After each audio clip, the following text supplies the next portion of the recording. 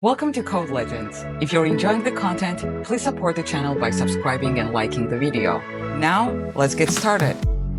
Let's start talking about type annotations in TypeScript. You might have heard of the typeof operator in JavaScript. Consider it a detective tool that uncovers the type of any value. If you use typeof operator before any kind of variable, you'll know its type. Here, we can see that the type of the literal value, true, outputs a Boolean. Let's see what happens if we use typeof operator with a variable that holds a value of Toyota. It outputs that this value is a string. Now you know that typeof can let you know exactly what type does a variable value hold. We have briefly discussed Booleans and strings with typeof operator, but let's talk about 6 different elemental types that are available in JavaScript.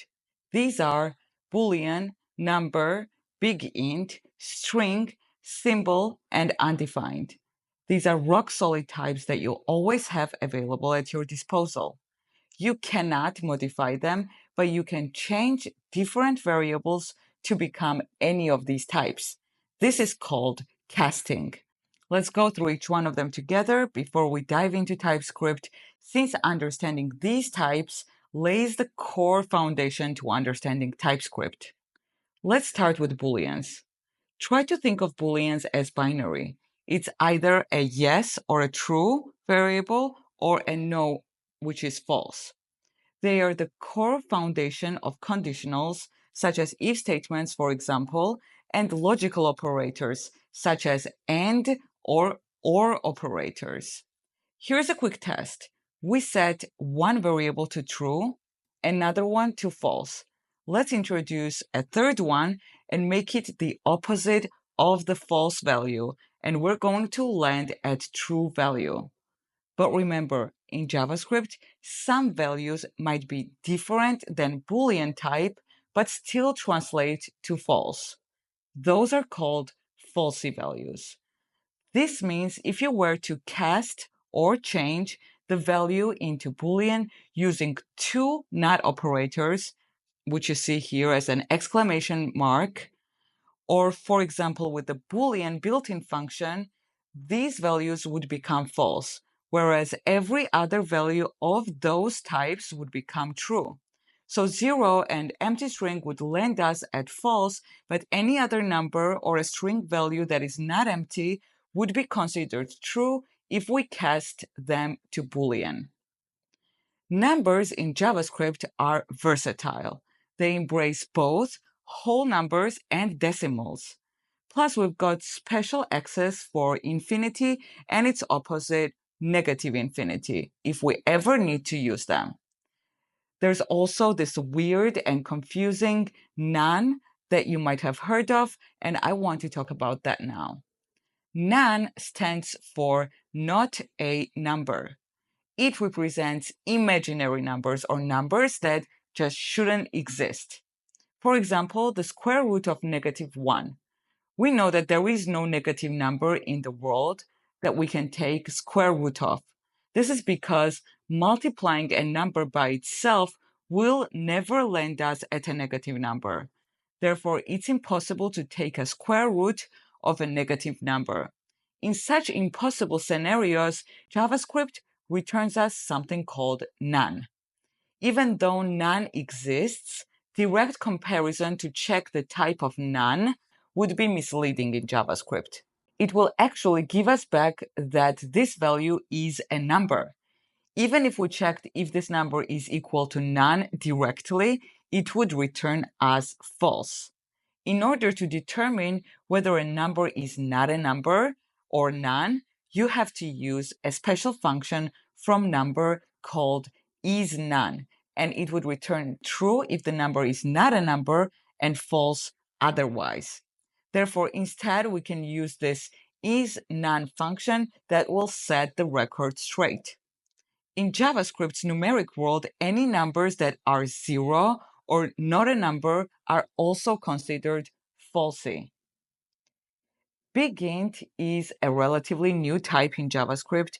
It was introduced in ES 2019, and it allows you to represent very large numbers, even bigger integers than can be represented by the regular number type.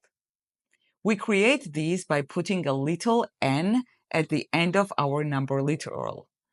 Then if we were to try and compare the BigInt to a number, it's going to return false. This is because the types of these are different. One is a type of BigInt and another one is type of a number. But remember that regardless of the fact that BigInt is not a number, any BigInt value of 0 is also considered falsy. Therefore, if you were to create a BigInt with a value of 0, it would also be false if cast to a Boolean. Now let's jump into string types. This type of data is used to store texts. You can create string literals with double quotes, with single quotes, or with backticks. Remember that an empty string is a falsy value as well. If you have any characters in a string, it will always be true if converted to Boolean. Let's talk about symbols now. They are unique and unchangeable, which means every symbol that you create is never going to equal any other symbol that you create. When you create a symbol, you can pass in a description, which is just a string to help you remember what you might be using the symbol for. But even if you create two symbols with exactly the same description, they're never going to equal each other. Therefore, no two symbols that you're going to create are ever going to equal each other. Now, let's talk about the most hated type of JavaScript. This is called undefined. Undefined represents any uninitialized values, and we frequently associate them with errors. They usually come up when accessing properties of objects that don't have a value. Any value that is undefined is also going to be falsy. So if you were to check this in an if statement, this would be considered false value. Now let's talk about similar value, which is null. It is an extra type which we use to represent the absence of a value. It means that this value holds nothing. There's a bug in JavaScript which makes it so that if you use typeof to check the type of a null variable, it's always going to return object. Fortunately, we can get around this by just comparing a variable we think might be null with the null literal, and it will let us know if that variable is null.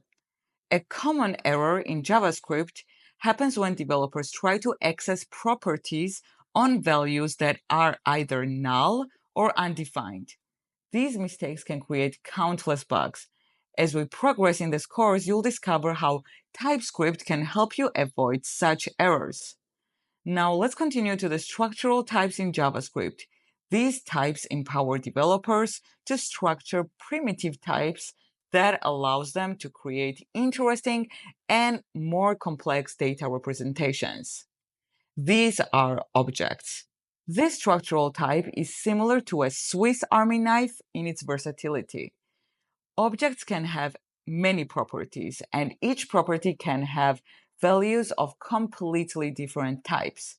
Traditionally, strings act as keys to these properties, but numbers and symbols can also play this role. So if you want to access a value inside an object, you can use string numbers or symbols as their keys. For instance, consider an object that represents food with properties like calories, which is a number type, and name, which is a string type. One interesting thing about structural types is that they are compared by reference, not by value. I'm going to explain what this means exactly. So here I'm creating two objects that have exactly the same value for all of their properties. But if we compare them, we can see that they are not equal to each other. That's because it is two different instances of an object, not the same object. When you create an object, it has a specific address inside the machine, and when you create another one, it will have a separate address. Imagine that one object is stored somewhere in Ukraine and another one is stored in America. If two items that are reference types, like these objects, do not point to the same address in memory of the machine, even if they have the same exact values, they are not going to be strictly equal to each other. If we were to instead create a clone of our object and put it into another variable and then compare that to the first object, we would see that it's true because we're looking at exactly the same object inside the same address, not a different instance of an object with a different address. If you ever use typeof operator to look at the type of any object, it's going to tell us it's an object. Now, array type might surprise you a little bit. Even though typeof arrays are returned as objects, arrays are treated as unique entities. Their distinguishing feature is the numerical indexation of their contents, ensuring an ordered data storage. To unambiguously identify an array, you can use a method called isArray from array class. As you see here, if we use typeof operator on array, it is going to be considered an object. Also, one more interesting thing is that arrays are also reference types. Therefore, remember that if you create two arrays with same content, they also are not going to be equal to each other. So far, this is true for objects and arrays. Now let's jump to functions. Functions in JavaScript are the building blocks of code. You can call upon them from various locations within your program. They can intake parameters and also return values. One of JavaScript's best features is its ability to treat functions as values. This means we can pass functions as arguments to another function or use them wherever we want. If you use typeof operator before any function, it will let you know that its value is a function. Finally, let's talk about classes. Classes are just another kind of an object, but they add nice syntactic sugar on top of JavaScript's prototypical inheritance system. Classes were introduced to JavaScript in ES 2015, and we'll talk more about them later on in the course, but let's look at the types that classes generate. The way you define a class is by using the class keyword and then creating a constructor function, which takes parameters and uses those to construct class instances. So here I'm creating a food class where we pass in the calories and the name, and it assigns that to the food object. If we look at the type of the class definition, we see that it's a function.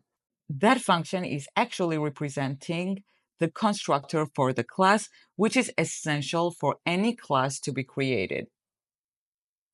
Then, when we instantiate our class by creating a new instance or an object of that class, such as creating a Snickers object here, we can see that the class instances return a type of an object.